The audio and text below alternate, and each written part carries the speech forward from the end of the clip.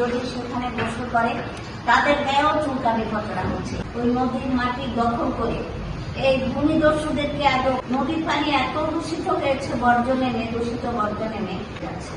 আসলে আমরা যখন ওই ভালো পানি দিয়ে ফসল ফলে না নামতে পারে এবং দুধারের ভূমিদস্যুরা যেন ওই মাছ, সেখানে এখন কিচ্ছু নেই, একটা মাছ মারতে গেলেও পাওয়া যায় না সেখানে। হয় নদীর পানি, সেটা যেন অতি তাড়াতাড়ি না পারি, তাও যেন একটু খননের ব্যবস্থা করলে আগের অনেকগুলি কাজ হাতে নিলে আমরা পারবো না। একটা করে নদী নিয়ে ওদেরকে বিতাড়িত করে, ভূমিদস্যুদেরকে বিতাড়িত করে জমিগুলো পায়।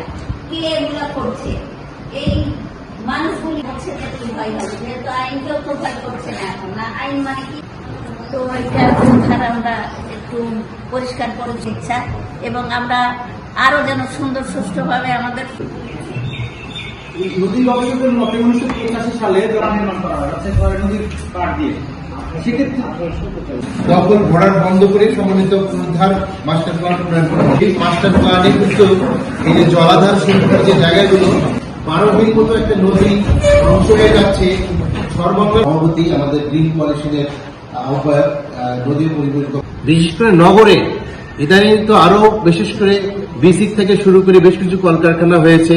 আমাদের এখানে বিশেষ করে আরো একটি বড় প্রতিষ্ঠানগুলো, বিভিন্ন কলকারখানাগুলো করেছে এবং মানুষের জনসংখ্যা বেড়ে গেছে, যার ফলে দূষিত এবং বর্জ্য পদার্থ বেড়ে গেছে। কিন্তু আমরা দেখেছি এই একদিকে তো সংকুচিত হয়েছে এই জলাধারগুলো, আরেকদিকে এই ড্রেনগুলোর মধ্য দিয়ে আমাদের যে বিষাক্ত বজ্রগুলো আছে সেগুলো এই নদীগুলোতেই দিয়ে, পিছনে যে নদীগুলো আছে সেগুলো বিষাক্ত করে ফেলছে। এর ফলে কি হচ্ছে, আমরা এখানে দেখেছি আশেপাশে বেশ কয়েকটা বিল আছে আর কি।